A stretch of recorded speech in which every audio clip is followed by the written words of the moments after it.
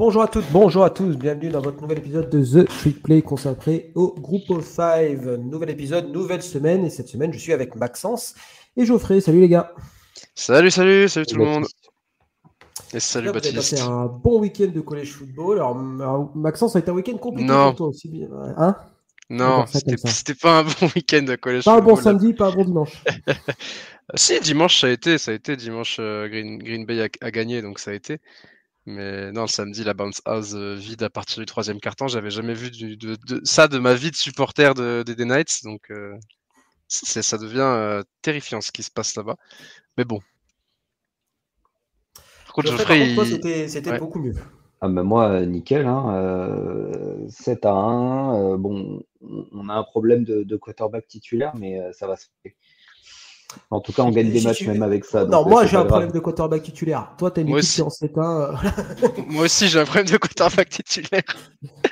Ah, tu parles aux mauvaises personnes, Geoffrey. Bah attends, Connor Weigman, je suis désolé, hein, mais 100 yards et 40% contre Notre-Dame. Là, il fait 68 yards et 40% pareil contre LSU. C'est pas possible. Il y a pas mal de QB d'ailleurs dans le Group of Five aussi cette semaine qui ont eu des problèmes. Il y a eu pas mal de remplacements. On va y venir. Et c'est parti, on passe. Pardon, Geoffrey. De manière générale, il n'y a pas de quarterback élite cette année en college football. Hein. Peut-être Cam Ward, mais il a quand même des trous d'air. Dylan Gabriel, tu l'as déjà Dylan Gabriel, mais c'est pas élite, effectivement. On n'est pas sur une QV exceptionnelle. On est bon QB, mais c'est vrai qu'on n'a pas de gars, comme on aime bien dire, générationnel. Qui fait de waouh, comme on a pu connaître certaines années, on est d'accord. Sans plus attendre, pardon, je vous propose de passer sur ce qui s'est passé dans le Group of Five cette semaine. Ouais, semaine importante. Semaine hyper importante. On va commencer par l'AAC, si ça vous va, avec le gros match du week-end entre Navy et Notre-Dame. Et malheureusement, ça a été la douche froide pour les Midshipmen, que j'attendais quand même un peu plus à la fête que ça. Alors, j'avais pronostiqué une victoire de Notre-Dame, mais ils ont coulé quand même hyper rapidement, notamment avec 3 fumbles. Ça a été la débandade. Hein. Ouais, ils se sont sabordés, sans mauvais jeu de mots. J'ai regardé le début du match, j'ai coupé à partir de la mi-temps à peu près. On avait parlé pendant le 1-2-6, moi je voyais une victoire de Notre-Dame, mais de 10 points. C'est vrai que 51-14, c'est violent, mais en même temps, vu le déroulé du match, c'était compliqué. Navy était stressé, en fait, j'ai l'impression. C'est clair.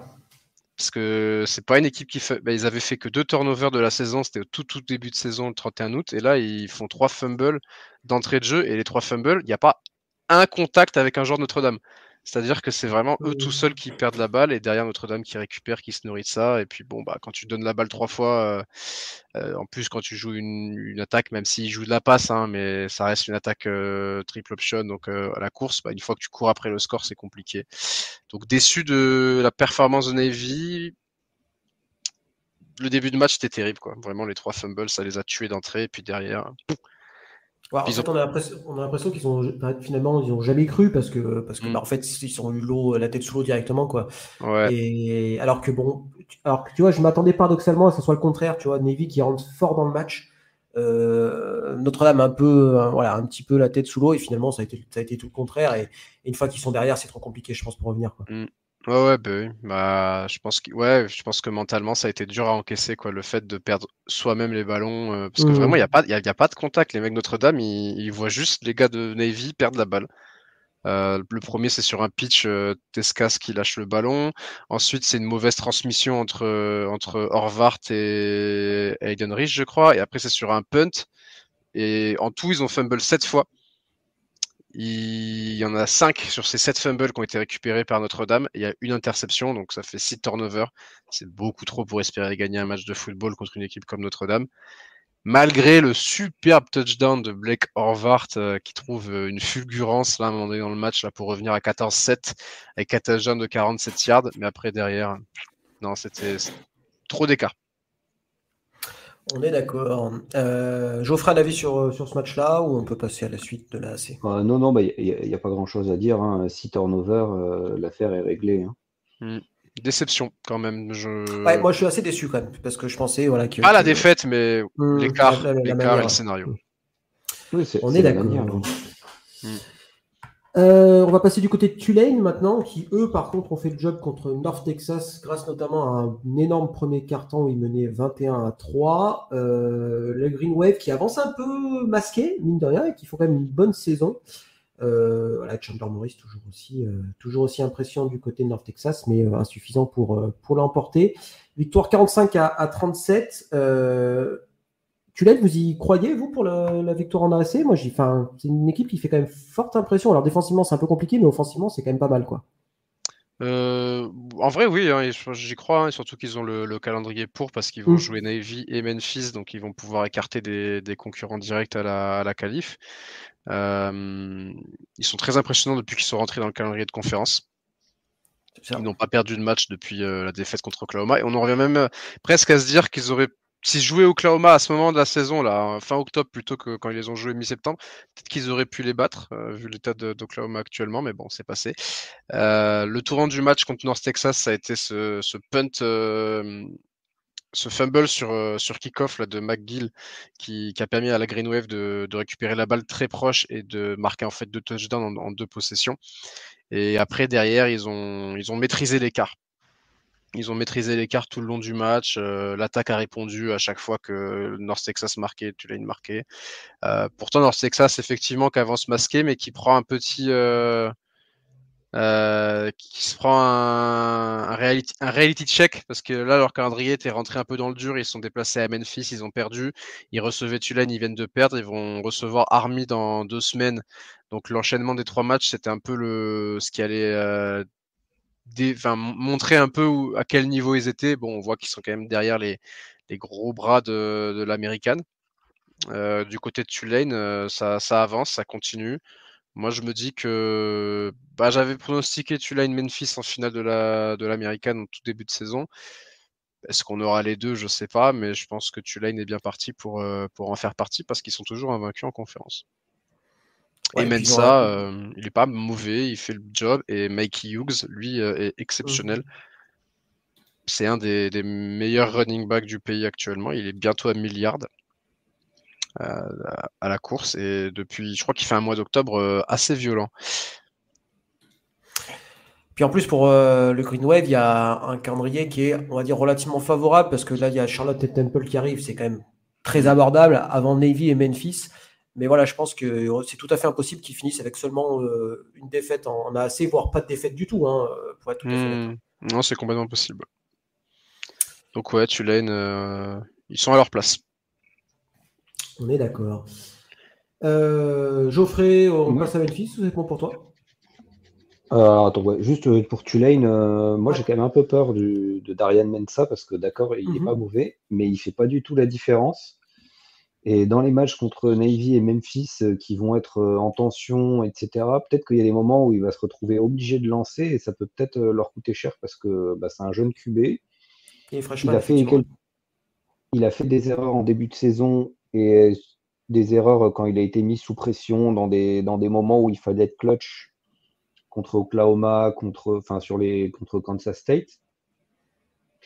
Et derrière ça, ils ont énormément réduit le volume de passes qu'ils lancent. Et du coup, dans un match, surtout qu'ils n'ont pas North Texas, c'est une très très bonne attaque, hein, mais ils n'ont pas. Il n'y a pas de très très bonne défense en américaine à part Army. Et dans un shootout, ça peut peut-être faire la différence, la jeunesse du quarterback et son incapacité, pour l'instant en tout cas, à se transcender dans les gros matchs. Ouais. C'est vrai que si Mackie Hughes est ralenti, ça va être à Mensa de réussir à faire la diff. Maintenant, belle victoire à North Texas, qui était une attaque qu'il fallait stopper, réussir à stopper. Ouais.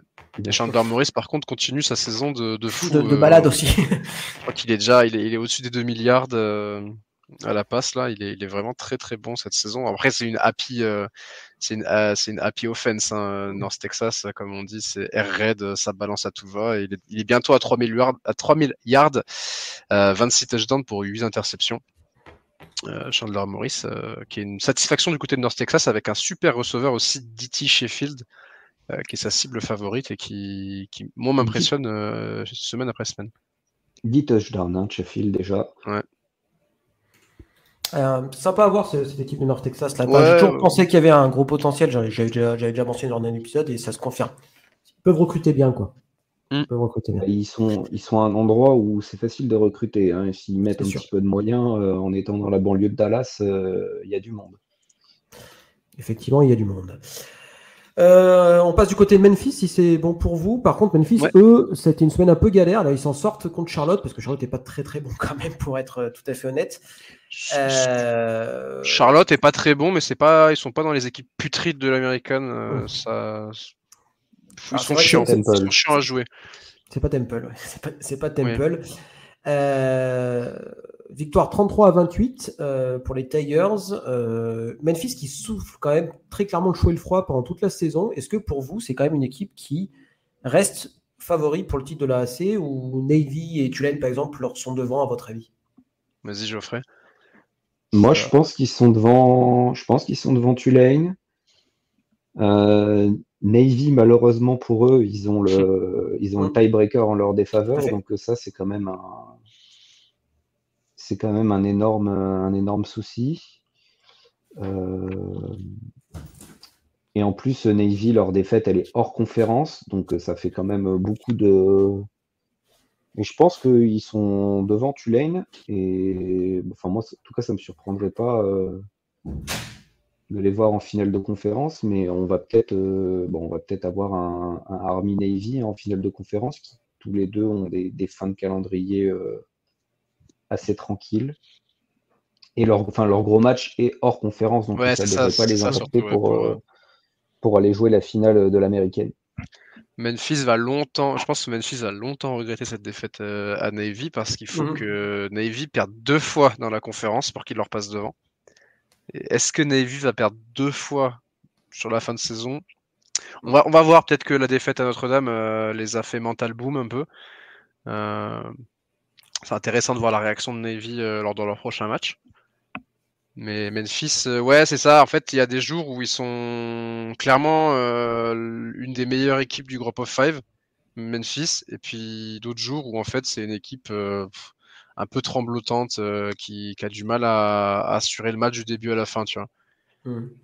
Parce que là, autant alors ils ont une fin de calendrier qui est relativement simple. Ils vont à UTSC, il y a Rice et UAB. Par contre, le dernier match, c'est à Tulane, et celui-là, je pense qu'il va être must watch. Must watch. Celui-là, il va être très important, ouais. Je pense que le vainqueur, le vainqueur jouera la finale de conf. Voilà, c'est à mon avis. Ouais, il faudra voir où en sera Navy à ce moment-là aussi, peut-être. Ouais. Et donc, un avis sur ce Memphis-Charlotte, les gars? Ils ont eu chaud, ils ont eu vraiment très très chaud, et ils peuvent remercier Max Brown, le quarterback de Charlotte, qui a été trop nul, horrible première mi-temps. 38 yards d'une interception, il mettait pas une passe. Du coup, Charlotte a fait rentrer leur freshman Deshaun Purdy, qui était leur quarterback titulaire, mais qui revient d'une opération de la main gauche. Donc alors, je crois que c'est pas sa main de lancer, je crois qu'il est droitier, mais quand même. Et il a fait un bon match, Deshaun Purdy. Il a réussi à impulser un peu son équipe sur la fin de match. Il n'a pas été très bon à la complétion, mais il a réussi à trouver des gros plays. Memphis menait 21-7 à la fin du troisième quart-temps. Moi, je pensais qu'à ce moment-là, c'est bon, ils allaient gérer tranquillement. Et en fait, Charlotte est repassé devant à 1 minute 20 de la fin. Et heureusement, ils ont fait un super drive, en fait, où ils ont montré que c'était quand même une équipe sérieuse, avec 7 plays, 49 secondes. Ça termine sur un touchdown de Mario Anderson, si je ne dis pas de bêtises. Ou c'était Rock Taylor, le touchdown de Rock Taylor. C'est Rock Taylor. C'est le touchdown de Rock Taylor à la fin, 24 yards sur une passe de Seth Inningan qui leur permet de gagner. Et puis derrière, ils sont allés chercher un safety pour clôturer tout ça. Mais ils auraient jamais dû se retrouver dans cette situation dans le quatrième quart-temps. En fait, ils auraient dû mieux gérer leur attaque, mieux gérer le chrono. Et ils se sont fait un peu peur. Mario Anderson, le running back, lui, continue à faire une très grosse saison, 141 yards et un TD à la course. Mais attention, parce que si tu fais ce genre de match contre une équipe comme Tulane, tu t'en sortiras peut-être pas avec la victoire à la fin du match, tu vois. Donc on verra. Ils ont eu chaud. Ils ont eu chaud. C'est les problèmes. Oui, vas-y. C'est les problèmes de la défense de Memphis. Hein. Ils sont. Qui reviennent. il y a des moments où ils sont exceptionnels. Hein. Ils ont pris 3 points contre South Florida. Enfin, ils ont plein de matchs où ils sont à moins de 20 points. Et puis, il y a des matchs ou des moments où ça craque contre Navy, contre North Texas. Là, sur le troisième et le quatrième quart-temps contre Charlotte, manque de régularité, ça peut leur coûter cher. C'est ça, ouais. C'est exactement ça. On pensait qu'ils avaient réglé leur problème de défense de la saison dernière, et puis finalement, en fait, ça ressurgit par moment. Donc c'est compliqué. C'est compliqué pour eux, il va falloir qu'ils règlent ça. Dernier match dans lequel on va parler de la AC cette semaine. Le magnifique. Le magnifique, énorme, gigantesque comeback du Golden Hurricane de Tulsa. J'étais prêt à dégainer mon tweet. L'Oklahoma est le pire état du college football cette année. Et ben non, Tulsa a décidé autrement. Ils ont lu ton tweet, ils ont fait quoi? C'est ça, ils étaient prêts, ils ont senti que j'étais prêt à tweeter. Donc Tulsa menait 35-7 à la mi-temps et 42-17 dans le troisième quart-temps. Et derrière, remontée fantastique, victoire 46-45. Alors, on va pas beaucoup parler de ce match-là à la fin de l'année parce qu'en fait, UTSA et tout ça sont pas très bons. Mais alors, c'était probablement le scénario le plus fou depuis ce début de saison. Fumble sur le dernier drive du match. Enfin bref, c'était un calendrier. Ouais, c'était fou. Le dernier drive, premier play, le quarterback il fumble, il se fait plaquer, il a la balle, il lâche la balle en arrière, donc fumble. Et t'as le lineman en fait qui était passé derrière lui. Il passe par là. Hein. Il passe par là, il voit la balle qui lui tombe dans les mains, et il se dit oh bah c'est bon, on avance. Et puis après derrière, ils sont allés marquer le touchdown avec une super image. Le receveur, c'est Kamdin Benjamin qui marque le touchdown de la victoire. Et c'est la superbe image avec les cheerleaders de Tulsa derrière qui explosent de joie vraiment comme n'importe quel supporter. Genre vraiment. Puis comme tout le stade, en fait, il passe devant pour la première fois du match à ce moment-là. Enfin, c'est fou. Genre, mais comment UTSA a fait pour lâcher cette avance? Regardez le replay du comeback, c'est Highlights Even, je crois, qui a mis le replay à partir du moment où il y a 35-7, ils ont mis le replay du match. C'est une succession de trucs trop bizarres qui arrivent pour UTSA ou contre UTSA ou en faveur de Tulsa. Enfin, c'était scripté. C'est script sur College Football 25 pour que tu restes dans le match jusqu'à la fin, quoi. Genre vraiment. Et le head coach de Tulsa a RT un mec qui a appelé au boycott qui a tweeté à la mi-temps en appelant au boycott du match, et il a RT en disant en caps lock boycott. Voilà, je pense que c'était une victoire importante. C'était quand même une victoire importante pour Kevin Wilson, le head coach de Tulsa, voilà, qui a un peu du mal à faire décoller le programme du Golden Hurricane, donc tant mieux pour lui. Mais ça peut être une victoire fondatrice, hein, sait-on jamais, hein, quand on passe si près du vide. Pourquoi pas, quoi. Alors après, il y a un manque de talent, hein, qu'on soit très clair, hein, du côté de tout ça, mais je pense que c'est le genre de victoire qui font quand même énormément de bien au moral, quoi. Oui, Cooper Legas, il est starter depuis pas très longtemps. Je crois que c'est le meilleur match de sa carrière, et ce sera peut-être le seul gros match de sa carrière pour le quarterback de Tulsa, mais bon, voilà, il faut en profiter. Je pense que c'est un des plus gros comebacks de l'histoire en termes de différentiel de points. Faudrait vérifier, mais en tout cas, ce sera le plus gros comeback de la saison en termes de. Il faut regarder le graphique de win probability. C'est assez dingo parce qu'en fait, UTSA déjà commence avec genre 75%, et puis en fait, ça se colle quasiment à 100% à partir du deuxième quart-temps. Et puis d'un coup, ça tombe juste à la fin du match, mais c'est assez dingo, effectivement, le pourcentage. Là, à la mi-temps, ils avaient 99% de chances de l'emporter, quoi. Par exemple, en termes de stats. Et voilà, c'était la victoire what the fuck de l'année, de la semaine, voire de l'année pour le Golden Hurricane. De l'année même. Hein. Mais vraiment, matez-vous le replay de la remontada, ça dure 9 minutes. Et en fait, rien que pour les images après le touchdown de Benjamin qui sont vraiment rafraîchissantes, qui font plaisir, quoi. Parce que c'est un petit stade, il n'y a pas beaucoup de monde, mais tout le monde est en transe à ce moment-là. Enfin, ça fait des images qu'on aime dans le groupe of five, quoi. De toute façon, il n'y a jamais beaucoup de monde au stade à Tulsa, parce que de toute façon, je crois que c'est la plus petite fac en termes de enrollment dans tout le college football. Oui, tu avais dit que c'était vraiment une toute petite fac, quoi. Je pense qu'il y a des facs en France qui ont plus d'étudiants, quoi. C'est ça, exactement. C'est tout bon pour la AC, vous voulez rajouter quelque chose? Après, il y a des petits résultats anecdotiques, on va les citer vite fait. Ouais, Yukon qui s'impose contre Rice, les indépendants du Group of Five, qui sont plus qu'à une victoire du bowl.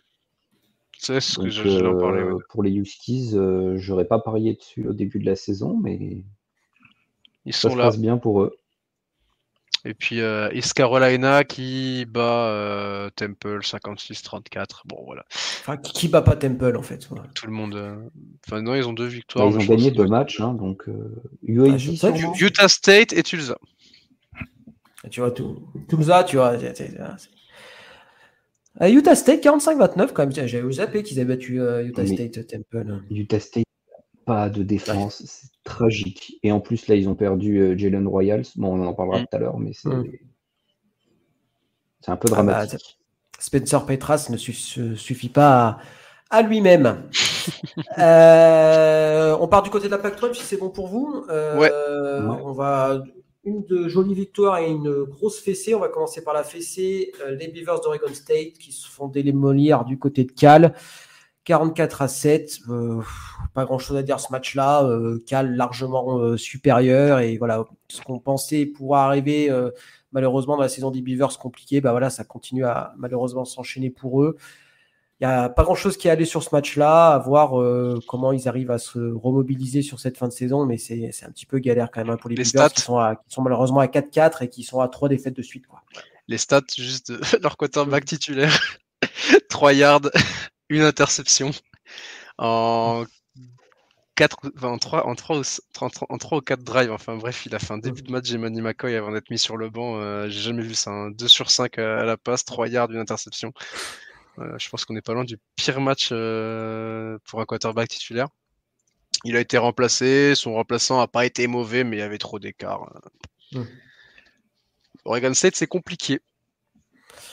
C'est compliqué, puis il y a une fin de calendrier, il y a Washington State et Boise State. Je pense que ça va être dur d'accrocher un bowl. Il faudra gagner les 2 matchs contre les équipes de la Mountain West, à savoir San Jose State et Air Force pour se qualifier pour un bowl. C'est possible, ceci. C'est San Jose State qui va être pivot, en fait. Tout à fait. Sachant qu'ils sont en bye week cette semaine. Par contre, Geoffrey, il y a une équipe de la Pac-12, ils sont en forme.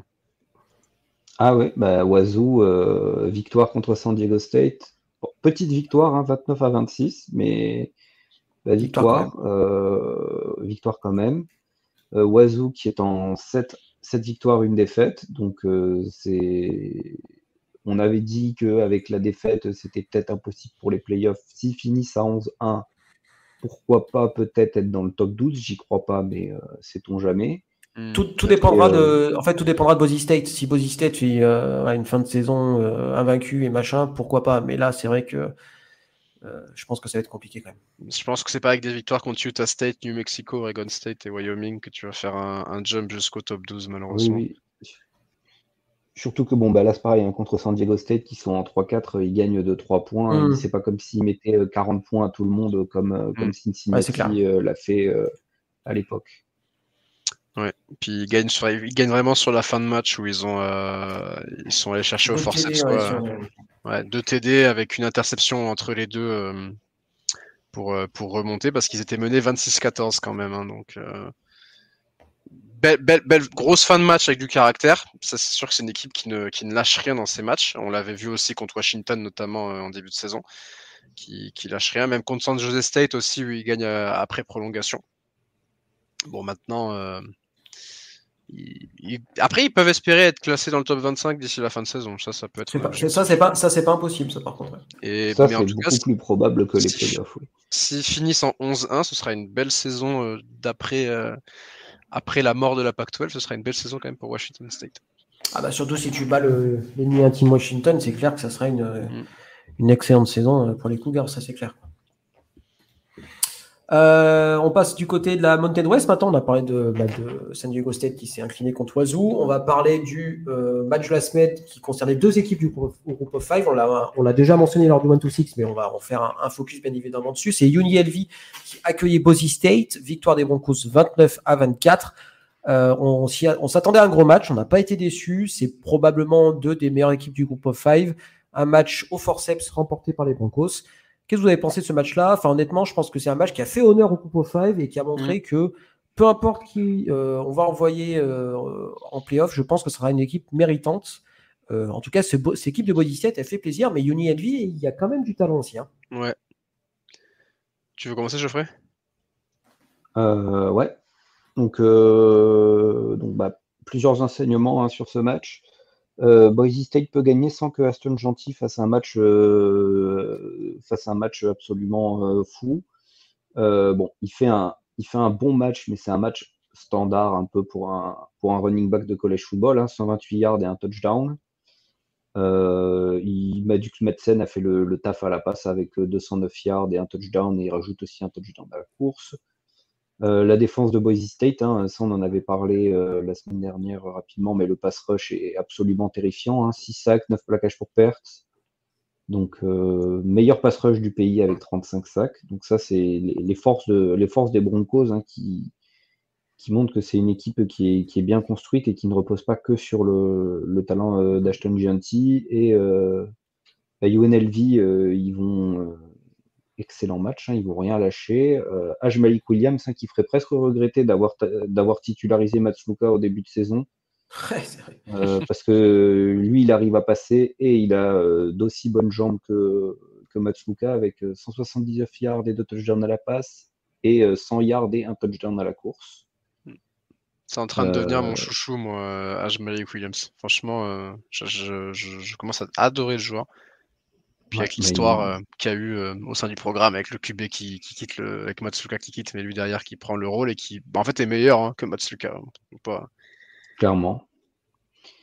Bon, tout s'est joué dans le second quart-temps où les Rebels ont encaissé 17-0, malheureusement. Et ils ont réussi à revenir. Ils sont même repassés dedans, mais bon, les Broncos ont ensuite mis le touchdown de la victoire sur un très très long drive digne d'Army de 8 minutes. Mais très très gros match du Group of Five qui a clairement fait honneur à tout ce que le Group of Five était en capacité de montrer cette année. Ouais, c'était un super match, franchement, rien à redire. Et on espère, moi j'espère vraiment qu'on aura la revanche en finale de Mountain West. Qui sera du coup normalement devrait être à Boise State, puisque je pense que Boise State là ils ont plus vraiment d'adversaires très forts sur leur route. Il y a San Diego State, Nevada, San Jose State, Wyoming, Oregon State, mais ça comptera pas pour la conférence. Oregon State, bon je pense que Boise State, ça y est là ils ont passé le dernier très gros morceau de leur calendrier. Donc à UNLV maintenant de faire le travail, mais quand on voit l'équipe, comment elle joue, le niveau qu'ils ont, et franchement, moi je m'en fais pas trop pour eux. Ils finissent avec Hawaii, San Diego State, San Jose State et Nevada, donc allez, ça devrait le faire pour eux. Ouais, je suis assez, il n'y a que Colorado State qui peut les embêter.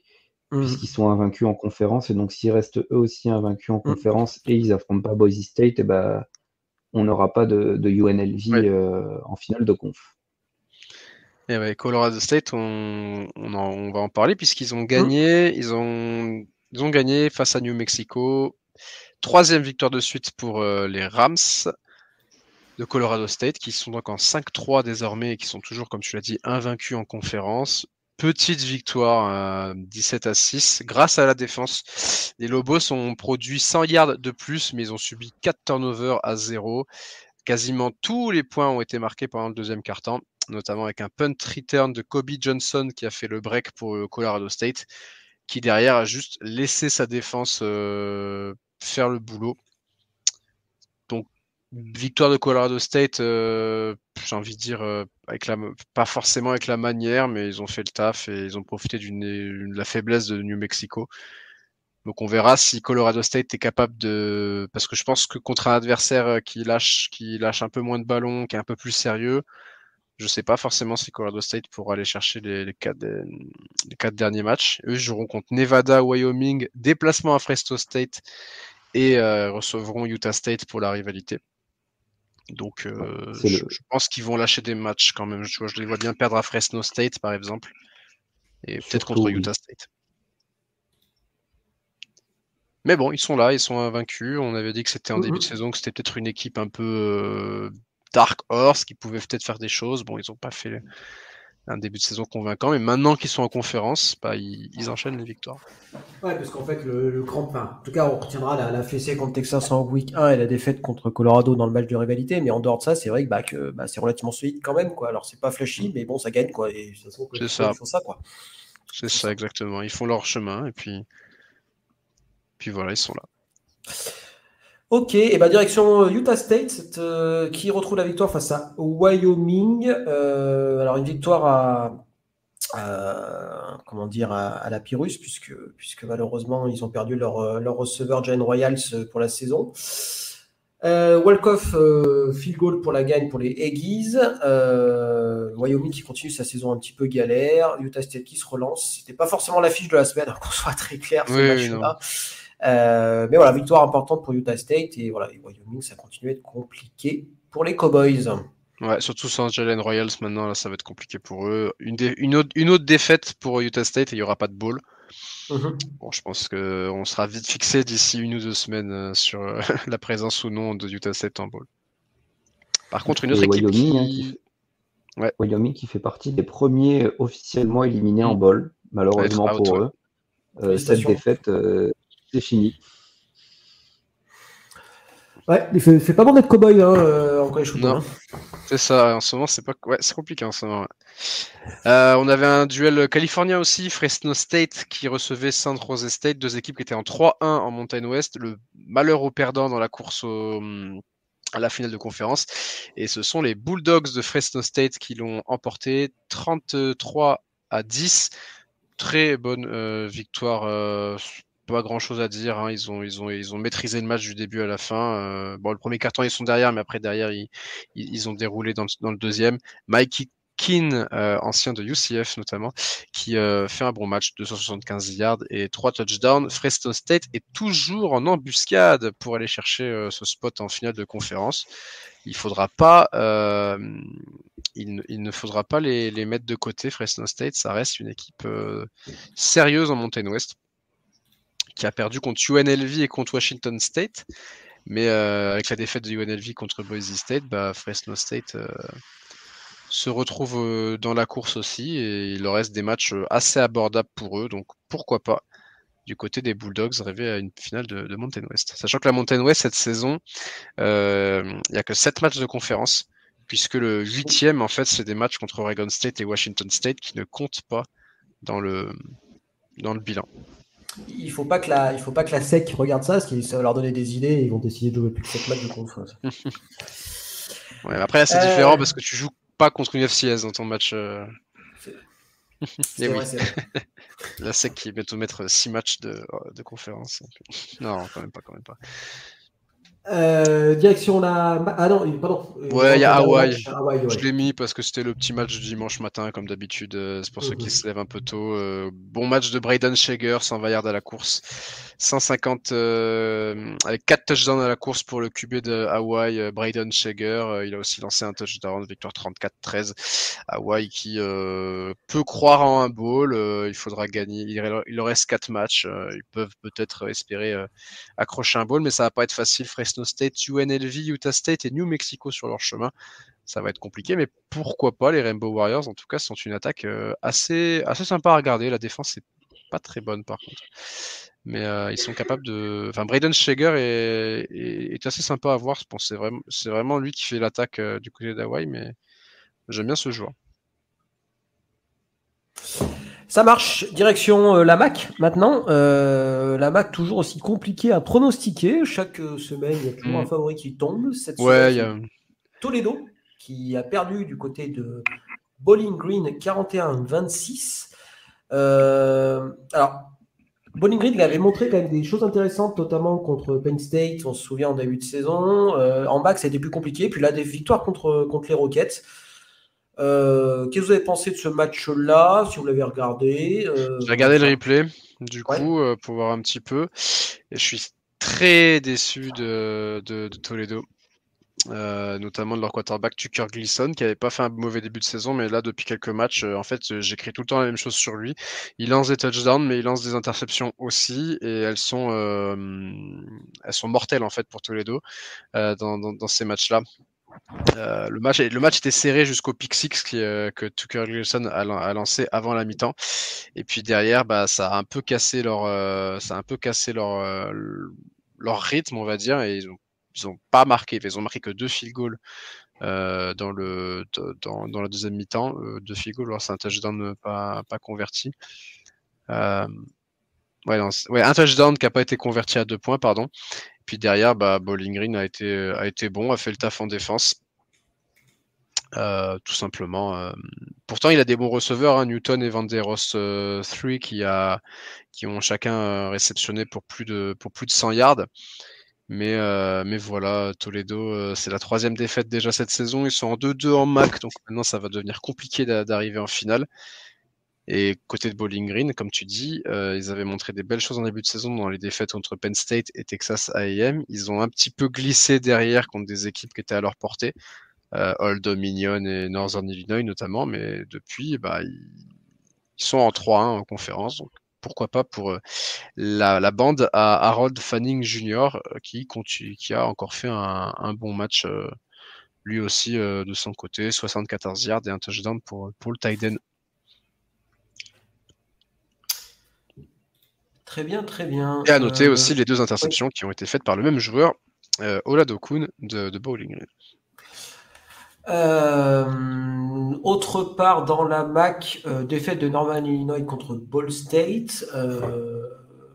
Northern Illinois qui s'est un petit peu tiré une balle dans le pied avec 4 turnovers. Quoi dire, la MAC c'est compliqué. Enfin, si en début de saison on m'avait dit que la dernière équipe invaincue en MAC ça serait Western Michigan, j'aurais quand même eu du mal à le croire. Enfin, pour être honnête. Et regarde le ESPN track du match Ball State contre Northern Illinois, c'est un bordel. Ball State avait 100% de victoire quand ils marquent leur touchdown à 8 minutes de la fin, ils mènent 22-14. Northern Illinois revient en marquant un touchdown et un field goal pour repasser devant à 23-22 à 15 secondes de la fin. Donc 100% de win rate. Et puis derrière, il y a eu un gros play de la part de Ball State pour trouver un field goal de 52 yards. Et victoire donc 25-23. C'était un match entre 2 mecs bourrés, un peu, on dirait un match de MAC, quoi, où vraiment c'est pas des scores très très hauts, mais c'est la MACtion, tout simplement en action. Northern Illinois, le coup d'éclat contre Notre-Dame est déjà loin, puisque derrière ça enchaîne, ça a perdu quand même 4 matchs derrière. Et défaite à Ball State, ils sont en 1-3 en conférence, donc la finale de conférence pour eux c'est quasiment out. Et puis Ball State en 2-2, victoire chanceuse quand même, parce qu'ils ont vraiment laissé échapper le match, puis finalement ils ont réussi à le remporter. Mais bon, pourquoi pas Ball State en finale de conférence, parce que ça a l'air quand même vachement. Il y a un embouteillage derrière Western Michigan actuellement, donc pourquoi pas. C'est vrai que c'est la seule équipe invaincue, c'est maintenant Western Michigan, même s'il y a quand même une équipe qui fait quand même forte attention, c'est Ohio. Ouais, Ohio, ouais. Qui est une des meilleures défenses du pays actuellement, qui était déjà une des meilleures défenses du pays l'année dernière, qui continue à être une des meilleures défenses du pays cette année. Et puis ils ont étouffé Buffalo, victoire 47-16. Rien à redire dans cette victoire. Ils ont complètement stoppé l'attaque de Buffalo, qui n'a pas réussi à trop se développer, qui n'a pas réussi à marquer en fait les points. Il y a eu des field goals ratés également, il y a eu du fumble, il y a eu des turnovers on downs aussi en seconde mi-temps. Bref, Ohio a fait un très bon match en défense. Puis derrière, l'attaque a bien récompensé le travail de la défense pour une victoire 47-16. Et Ohio, effectivement, c'est ce genre d'équipe qui font pas des bons débuts de saison, mais une fois qu'on rentre en conférence, on est plus fort que les autres, donc on enchaîne les victoires. Attention à Miami aussi quand même, parce que je trouve qu'ils sont sur une grosse dynamique. Ils ont battu Ohio dans la Battle of the Bricks la semaine d'avant. Ils viennent de défoncer Central Michigan. Il y a une grosse dynamique quand même du côté de Miami. C'est presque mes favoris au vu de ce qui se passe avec Ils ont un début de saison en trompe-l'œil, hein, parce qu'ils ont commencé par 3 matchs contre du power fort, contre à Northwestern, réception de Cincinnati, mais bon, les deux facs sont pratiquement collés. Défaite contre Notre-Dame. Défaite contre Notre-Dame. Bon, ils ont perdu contre Toledo, ce qui n'est pas complètement honteux. Ils ont battu Ohio déjà, donc ils ont le tiebreaker en avantage. Là, ils viennent d'exploser donc Central Michigan. Et leur fin de saison, c'est déplacement à Ball State. Réception de Kent State, hein, qui, eux, continuent leur saison cauchemardesque. Réception de Northern Illinois. Et en fait, presque tout va se jouer sur le match contre Bowling Green en dernière semaine. Ball State et Bowling Green, parce que Ball State est un petit peu derrière eux, donc. Mais oui, normalement, oui, Miami, Ohio, ça déroule bien. Ball State, ils sont pas bons, quoi. Genre là, ils gagnent un match parce que Northern Illinois se tire des balles dans le pied, mais ils sont pas bons, Ball State. Moi, je suis assez d'accord avec toi, Geoffrey. Je pense que voilà, c'est. Alors, oui, je suis en train de regarder ils gagnent au Forsyth contre Kent State et Missouri State qui est une FCS, donc ouais, je pense que quand même, à mon avis, pour moi vraiment les deux facs de l'Ohio, Miami et Ohio sont très clairement peut-être les deux meilleures équipes de la conférence. À voir effectivement comment ça va se goupiller sur cette fin de saison. Mais voilà, c'est la MAC et on n'est jamais à l'abri de oui, puis on arrive sur les matchs de semaine. Tout à fait. Et là, c'est le moment où la MAC est à son maximum en termes de MACtion. Ça commence. Non, ça commence pas. C'était la Il y a encore des matchs ce week-end et c'est à partir de la week 11. Ouais. De novembre, ouais. C'est novembre. Tout à fait. Ok. Direction la Sunbelt, les gars, si c'est bon pour vous. On finit juste sur Western Michigan qui est invaincu du coup et qui a roulé sur Kent State, mais bon, voilà, 52-21, rien à dire de plus. Western Michigan, équipe surprise. Puis ils sont là, on verra jusqu'où ils peuvent aller. Allez, direction le sud des États-Unis, avec une petite surprise, la victoire de South Alabama contre ULM, jolie victoire plus 46-17, grâce notamment à un énorme jeu au sol. ULM qui s'est craché, j'ai envie de dire, en deuxième mi-temps. Victoire un peu surprise quand même des Jaguars, hein. On avait dit avec Geoffrey que ULM était dans les prétendants aux playoffs parce que mine de rien, ils avaient qu'une défaite contre Texas, ils enchaînaient les victoires en Sunbelt, donc on s'était dit bon, ils sont pas dans les numéros 1, mais ils sont là, ils ont le mérite d'être là, donc on les avait cités. Bon, avec cette défaite contre Alabama, maintenant c'est fini en fait pour avoir un dossier suffisant. Les Jaguars ont. Ouais, vas-y, Geoffrey. C'est surtout que moi j'avais dit qu'ils avaient résolu leur problème de quarterback et qu'ils avaient enfin trouvé un quarterback titulaire. Et puis là, il fait un 11 sur 23 avec 2 interceptions. Donc non, ils n'ont pas résolu les problèmes de quarterback. Ouais, finalement, non. Ils nous ont écoutés, ils ont fait ah ouais. Si c'est comme ça, vous allez voir. Et South Alabama, ils ont montré des belles choses cette saison. À un moment donné, ils avaient montré des belles choses. Puis après, ils ont eu un enchaînement de matchs LSU et surtout Arkansas State où c'était plus compliqué. Et là, maintenant, ils sont sur 2 victoires de suite. Donc voilà, South Alabama, ce sera pas une équipe à mettre de côté pour la course à la finale de conférence.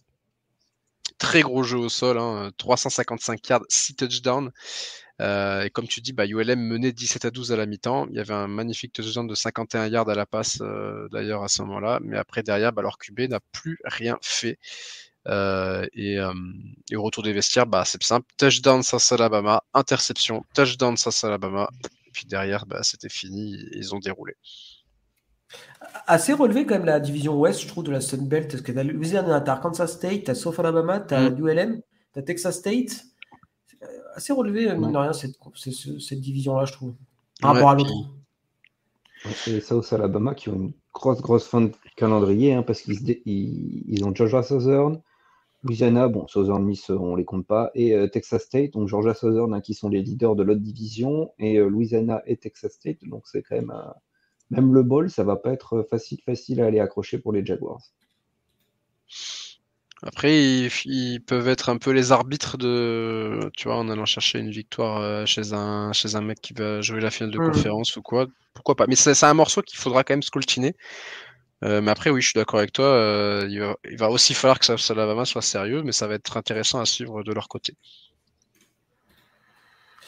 Georgia Southern qui perd du côté d'Old Dominion, notamment à cause de JC French, le quarterback titulaire jusqu'à présent. Old Dominion qui a dominé le match de A à Z, 47-19 à la sortie. Qu'est-ce quoi dire? J'allais dire, c'est Old Dominion, c'est vraiment le typique l'équipe de la Sun Belt. Comment dire? Personne n'attend.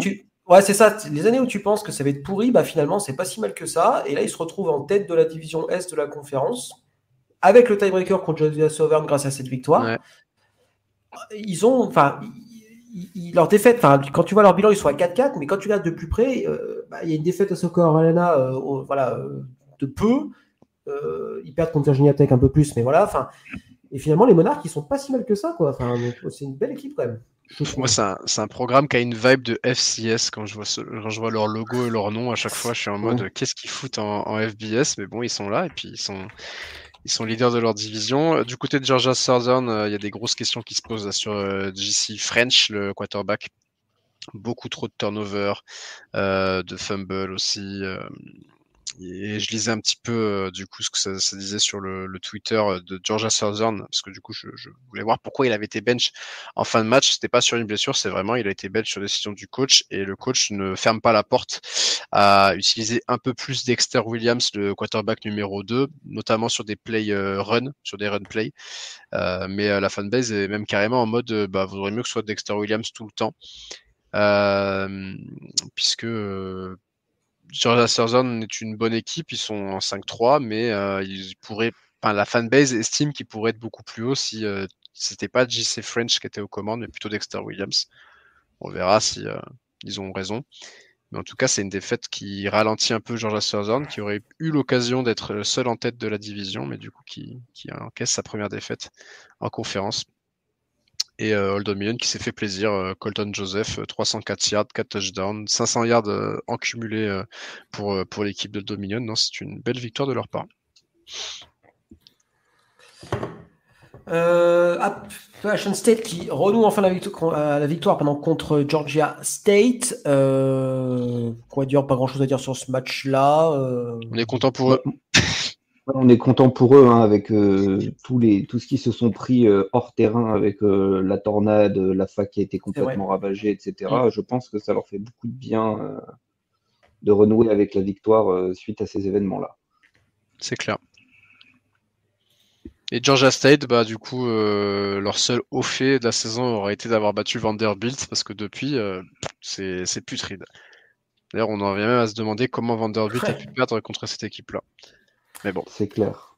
Vandy reste Vandy quand même un petit peu au fond de lui. Il y a un truc que j'aime bien faire à la fin de chaque saison, c'est regarder les résultats des premières semaines de college football.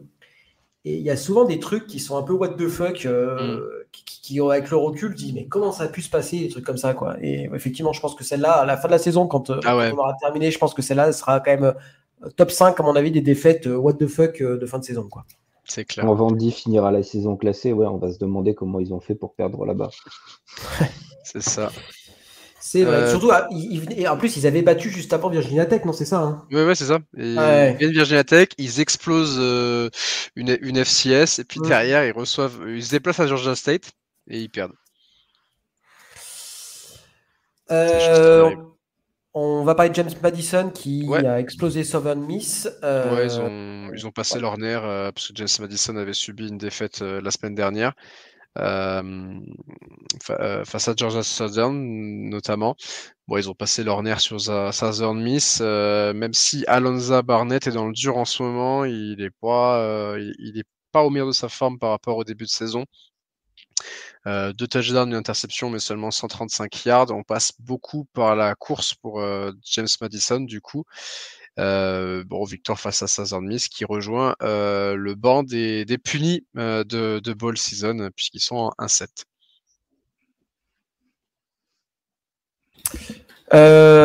Tac, qu'est-ce qui nous reste? Troy qui perd contre Arkansas State. Saison un petit peu galère pour les Trojans. Ouais, puis défaite à 33 secondes de la fin et avec un touchdown à 33 secondes de la fin et puis derrière interception sur le drive final, donc dommage pour eux. Et puis eux aussi ils sont punis de ball. On va revenir sur les résultats des matchs qui ont eu lieu cette nuit. C'était Louisiana qui se déplaçait du côté de Texas State. Grosse performance de la défense des Ragin' Cajun. Les Bobcats qui sont un peu dans le dur aussi quand même, parce qu'on s'imaginait mondes et merveilles en début de saison, et puis là ça commence à être compliqué pour eux là. Ouais, vas-y Geoffrey, si tu veux dire quelque chose. Ouais. Bah, moi j'ai regardé la première mi-temps du match. Je n'arrivais pas à dormir, donc du coup j'ai dit bon on va regarder ça. Bon, la première mi-temps, ça a quand même été assez calme, hein. Il y a Jordan McLeod qui a fait quelques actions d'éclat pour maintenir Texas State un peu la tête hors de l'eau. Mais ouais, ça a été compliqué en attaque. Et ouais, les Bobcats qui ont une saison pas simple, hein, où ils sont en 4 partout, mais ils ont quand même eu bon, ils ont une défaite contre Arizona State. Et puis, enfin, ils ont des défaites. Arizona State, ils perdent de 3 points. Sam Houston, ils perdent de 1 point. Bon, Old Dominion, ils perdent de 10 points. Là, ils perdent de moins d'un touchdown aussi contre Louisiana. Donc, à chaque fois, c'est des matchs où ça se joue à pas grand-chose. Jordan McLeod, hein, l'ancien quarterback de James Madison, hein, d'ailleurs, quand même, il faut le dire, hein, qui continue quand même à faire une belle saison malgré ses résultats un petit peu décevants pour les Bobcats. Mais ouais, c'était un match, oui, c'est les défenses qui ont surtout pris le dessus une bonne partie du match, et notamment celle des Ragin' Cajuns. Et ouais, effectivement, ils ont permis qu'un seul touchdown de la rencontre et des field goals pour Texas State. Il y a eu 2 turnovers très importants et notamment un fumble avant la mi-temps sur un sac sur Jordan McLeod qui s'est blessé. Justement, alors on n'en sait pas trop, on sait pas trop s'il sera là ce week-end ou non. Enfin ce week-end, la semaine prochaine, puisque ils vont pas rejouer ce week-end, ils viennent de jouer. Mais Jordan McLeod du coup qui s'est blessé et avec leur quarterback remplaçant, il a lancé une interception en fin de match. Donc à voir quelle incidence ça aura sur la suite de la saison de Texas State. Et puis encore un bon petit match quand même de Ben Woodridge qui fait une bonne petite saison dans la Sun Belt. Il vient de dépasser les 2000 yards, 16 touchdowns et 4 interceptions. Il a le 17e meilleur QB rating du pays actuellement, donc pas mal pour Ben Woodridge. Et l'action du match, ça a été Draylon Washington avec un touchdown de 64 yards dans le second quart-temps. Puis grâce à l'avance qu'ils ont réussi à construire, grâce à leur défense, ils l'ont tenu et ils ont intercepté le ballon de la victoire à la fin du match. Donc, belle victoire pour Louisiana qui est en forme. Effectivement, ça va plutôt bien du côté de la Louisiane hein, cette année en collège football. Dernier stop pour notre tour d'horizon des conférences. On va s'arrêter en conférence USA. Une semaine relativement importante puisque Liberty a perdu son match contre Kennesaw State qui remporte la première victoire de la saison. Première victoire même en FBS tout court pour les Halls. C'est quand même celle-là aussi, elle va être what the fuck aussi, je pense, en fin de saison. Et voilà, au forceps là, vraiment la victoire des Halls contre Liberty. Ouais. Ils ont rien lâché. Ils ont provoqué le seul turnover de la rencontre en interceptant Caden Salter. Et ils ont forcé Liberty à 2 turnovers on downs, notamment un crucial dans le 4e quart-temps. Et voilà, victoire 27-24 de Kennesaw State qui a fait un match sérieux du début à la fin contre une équipe de Liberty qui était peut-être venue un petit peu la fleur au fusil en se disant qu'ils allaient passer un match tranquille. Finalement non, et la défaite est lourde de conséquences pour les Flames puisque on va vous spoiler, hein, mais avec cette défaite là c'est terminé, ils ne pourront plus espérer braquer la place en bowl.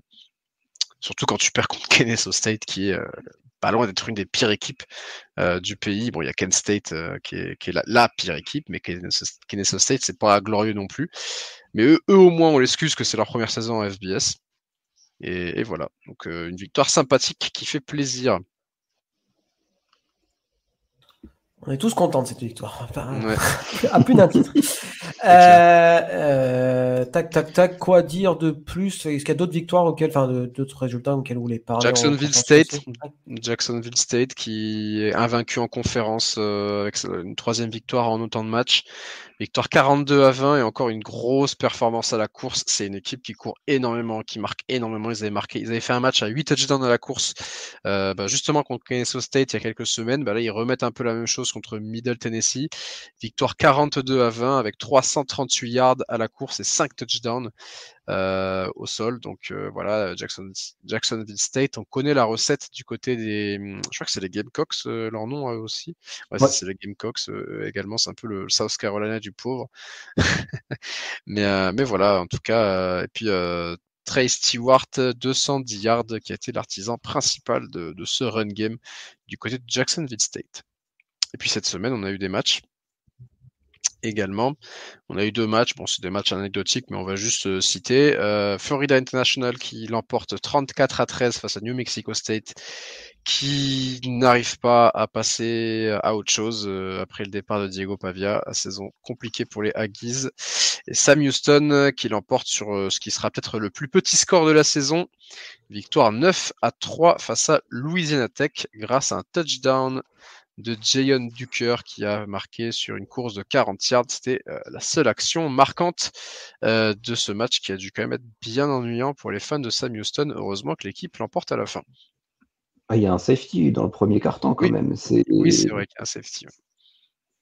Mais bon, Sam Houston qui sont à 4-1 en conférence en CUSA, donc qui font partie des équipes en tête pour la finale de conférence. Donc la place playoff semble quasiment impossible, mais Sam Houston qui dès sa 2e saison en FBS à temps plein va enfin pouvoir disputer une finale de conférence. C'est quand même assez sympathique.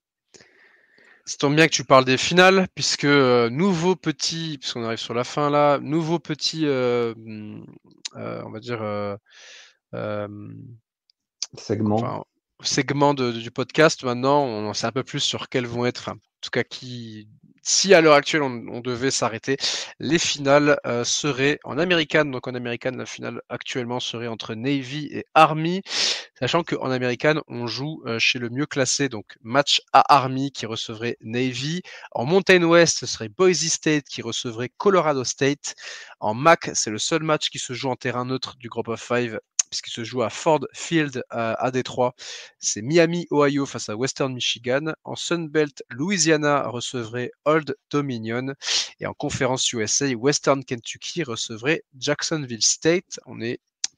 Il reste encore des matchs, il en reste encore 3, 4 matchs de conférence par-ci par-là. La plupart des équipes, c'est même plutôt 4 matchs de conférence par équipe, donc on est encore loin, mais actuellement, quelles seraient les finales? Et du coup, le ticket ne se jouerait que entre ces équipes-là, puisqu'on rappelle qu'il faut gagner sa conférence pour obtenir ce ticket. Sauf dans le cas de Boise State, qui eux peuvent peut-être se glisser dans le top 12. Mais s'ils perdent leur conférence, ils sortent du top 12, donc. Ouais, c'est vrai que s'ils perdent la finale. De toute façon, on en saura quand même un peu plus mardi soir, puisque mardi soir, il y a le premier classement du comité. Et la place, je pense que ce qu'on va regarder principalement, ça sera Army et Boise State. Tout à fait, parce que si Boise State est relativement bien classé, il y a un monde où ils arrivent à se qualifier en dehors même du fait, en tout cas d'être at large plutôt qu'être champion de conf, c'est pas impossible non plus. Donc à voir bien évidemment, mais on va voir comment c'est pris. Ouais. Après, je serais pas surpris que même s'ils sont dans les potences, parce qu'en fait le truc c'est que c'est les champions de conférence les mieux classés. Si Iowa State continue à rester invaincu, ils vont être devant et du coup ils seront le 5e champion de conférence le mieux classé et du coup il n'y aura pas de at large pour Army et je pense que dans tous les cas, puisque le comité des playoffs, ils regardent beaucoup ce que peuvent être les résultats télé. S'ils ont un moyen de mettre qu'une seule équipe du groupe of 5, ils le feront. Oui, moi j'ai très peur d'une douche froide avec Boise et Army qui reculent de quelques places par rapport à l'IP Paul. Ce serait pas la première année où ça arrive quand le comité sort son classement. Mais en tout cas, pour l'instant, la course au playoff, bon, elle change pas trop. Boise State est toujours le leader. Avec sa belle victoire à UNLV, le dossier se remplit bien. ESPN considère qu'ils ont 61% de chances d'aller en playoff. C'est le plus gros total parmi les équipes du Group of Five. Comme on a dit, ils peuvent même finir dans le top 12 à la fin de la saison. Mais comme tu as dit, Geoffrey, effectivement, que peut-être que ça suffira pas pour qualifier une autre équipe du Group of Five. Army est la deuxième équipe dans la course. Ils sont toujours invaincus. Il faudra passer par Notre-Dame en novembre. J'espère qu'ils feront une meilleure performance que Navy. Je pense qu'ils feront une meilleure performance que Navy. C'est pas possible de faire une performance pire que ce qu'a fait Navy, honnêtement. 21% de chance, selon ESPN, d'aller en playoff. Et ensuite, on a les poursuivants qui sont derrière, qui vont devoir espérer que les équipes devant fassent des faux pas. On a Tulane et Memphis en américaine. UNLV n'est pas encore out de la course. Pour eux, il faudra déjà espérer aller en finale. Il faudra pas perdre un match jusqu'à la finale. Et puis, pourquoi pas. Tulane est un peu devant Memphis dans cette course-là, notamment. Ils jouent Navy, ils jouent Memphis à la fin de saison, mais surtout parce que les Tigers doivent espérer que Navy perde 2 fois d'ici la fin de saison pour passer devant Navy. Donc, pour Memphis, on part d'un peu plus loin. Navy, ils sont pas encore out de la course, puisqu'ils sont encore invaincus en conférence, donc ils peuvent encore aller en finale, mais il va falloir que Boise perde des matchs aussi, donc compliqué pour eux. Et puis la performance contre Notre-Dame, qui est vraiment pas bonne, va peut-être faire dire au comité qu'en fait, c'est pas la peine d'avoir un remake de ce match-là, avec un Navy qui se refait exploser par une grosse équipe du Power 4. On verra. Avec une triple option en plus, hein, c'est pas sexy pour la télé. Ouais, mais ça, ouais. Et bon, pour Liberty et Louisiana Monroe, c'est terminé par contre. Là, ils sont beaucoup trop loin pour espérer y aller. Et j'ai envie de rajouter Louisiana qui a peut-être un coup à jouer, mais ça va être du très très très long shot. Il faut que tout le monde trébuche. Ouais, il faut que tout le monde trébuche, mais ils ont le mérite d'être là, d'avoir qu'une seule défaite. En plus, la défaite, elle est contre Tulane, qui est dans ce range-là et qui est considéré comme un peu plus haut. Donc ça peut leur desservir, mais en même temps, si c'est la seule défaite d'ici la fin de saison et que les autres trébuchent, peut-être. Effectivement. Je sais pas si vous voyez d'autres équipes dans le lot, mais bon, je pense que non, les autres ont trop perdu. Ouais, là, après, il n'y a plus rien. Je pense que ça sera compliqué de voir autre chose. Il y a déjà quand même pas mal encore d'équipes dans la course, mine de rien, alors qu'on a très sérieusement, il y en a 5, parce que Navy est la 6e équipe et ils ont quand même un step par rapport aux autres, mais on peut considérer très sérieusement pour les playoffs encore. Il y en a 5 et c'est quand même très cool à ce moment de la saison. Ouais, mais après, moi, tu vois, Navy, tu dis qu'ils sont un peu derrière Tulane, UNLV et Memphis, mais eux, ils sont invaincus en conférence. Ouais, c'est pour ça que je les sors pas. Ils ont complètement leur destin entre les mains pour aller en finale de conférence. Et à part, il n'y a que Boise State qui leur barre la route, entre guillemets, s'ils gagnent tous leurs matchs et qu'ils gagnent la conférence derrière. Mais ça, de toute façon, c'est le même sort pour tout le reste du Group of Five. De toute façon, tout le monde regarde Boise State en espérant qu'il tombe, quoi. C'est un petit peu ça le truc. Que Army, s'ils battent Notre-Dame, pour moi, Army invaincu et qui ont battu Notre-Dame, ils passent devant Boise State, mais bon, ça, c'est quand même. C'est pas non plus le scénario le plus probable. C'est très, très hypothétique encore à l'heure actuelle. Mais bon, on le disait, Geoffrey, la semaine dernière, ou je sais plus quand, que Army était peut-être entre les deux l'équipe qui avait le plus de chance. On l'a vu, de toute façon, samedi, que Navy s'est saboté tout seul. Donc, effectivement, est-ce que Army. J'espère en tout cas qu'Army fera un bien meilleur match et se battra jusqu'au bout et va pas se saboter. On verra. Les matchs du week-end. Les matchs du week-end, ouais. Pas beaucoup de matchs. J'ai pas ressorti beaucoup de matchs parce qu'il n'y a pas beaucoup de matchs très intéressants dans le Group of Five. Donc là, ce que je cite, c'est vraiment les matchs qui ont une grosse incidence pour les finales de conférence ou pour les playoffs. Il y a pas mal d'équipes qui sont en bye aussi. La MAC va passer en match de semaine, donc il n'y a que 2 matchs de MAC ce week-end. Donc voilà les matchs. Jeudi à minuit, Jacksonville State se déplace à Liberty. Match très important pour la course à la conférence USA. Jacksonville State peut écarter Liberty des finales avec 2 défaites. Ça va être compliqué pour Liberty de remonter. C'est peut-être le moment ou jamais pour les prendre après leur défaite contre Kennesaw State. On verra. Vendredi à 1h du matin. Ce match-là sera joué quand les gens écouteront le podcast, probablement. Oui, c'est possible, ouais, effectivement. C'est cette nuit. Donc, c'est cette nuit, ouais. Vendredi à 1h du matin, San Diego State qui se déplace à Boise State. Je l'ai mis parce que voilà, Boise State est le leader actuellement. Samedi 17h, match de rivalité entre Air Force qui se Army, Air Force qui se déplace à West Point. Normalement, Army devrait gagner, mais bon, c'est toujours voilà, c'est petit match pour le Commander in Chiefs Trophy notamment.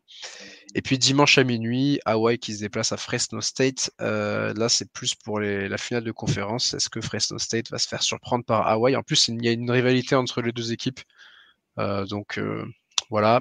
Mais c'est assez pauvre. Le programme est assez pauvre pour la Week 10. Il n'y a pas tant de matchs que ça. Beaucoup d'équipes qui sont en bye.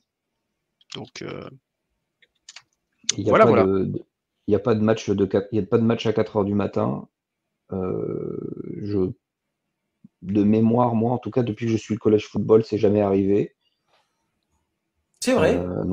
Donc là, avec la mort de la Pac-12 et la Mountain West qui a décidé de jouer un peu plus tôt, il n'y a pas de match de FBS. Je pense que si je regarde en FCS, il doit y avoir un match de Big Sky, mais il n'y a pas de match de 4h du matin. Ça doit faire bien longtemps que c'est pas arrivé. Ouais, c'est clair. Je viens de lancer cfb.guide et effectivement, ça fait bizarre. Le truc tout s'arrête après. C'est marrant, ça va être une semaine bien pour nous, puisqu'en plus, les matchs commencent 1 heure plus tôt avec le changement d'heure, et donc on sera couché un poil plus tôt que d'habitude. Ça, c'est plutôt bien. Mais du coup, je sais pas pourquoi il y a aussi peu de matchs. Est-ce que c'est parce qu'on est sur un week-end d'élection présidentielle qui arrive? Je sais pas. On est sur une saison à 2 bye. Ah oui, c'est surtout ça. Et puis, en fait, de toute façon, puis les matchs de 4h du matin, c'est les matchs de Pac-12 et les matchs de Mountain West. Et il y aurait pu avoir un USC Washington qui aurait pu être joué tard, par exemple, en Big Ten maintenant, quelle horreur, ou un Colorado State Nevada, mais il n'y en a aucun qui a décidé d'être joué sur le dernier créneau. Bon, tant mieux pour nous les Européens, les Français, mais voilà, c'est une. Ça veut dire concrètement à 4h30 du matin, 5h du matin, ça devrait être tout plié. C'est ça. Il n'y aura pas de match pour regarder la fin avec le petit croissant du dimanche matin. C'est ça. Et bien voilà, on a fait le tour. On a fait le tour d'une heure 8. Et merci à tous les deux. Et ben merci à toi aussi, Baptiste. Merci à toi, Geoffrey. Merci, Baptiste. C'était cool. Et puis on se revoit samedi pour le 1-2-6, pour l'épisode de la semaine, etc. Oui, la Ivy League aussi, peut-être cette semaine?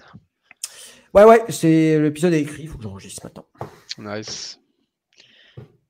Et à la prochaine tout le monde, au revoir tout le monde, et puis restez connectés sur TrickPlay. On arrive sur le sprint final en college football. C'est maintenant que tout se passe, j'ai envie de dire, pour les finales de conférence et tout. Donc à tous les niveaux, que ce soit en Power 4 ou dans le groupe of 5.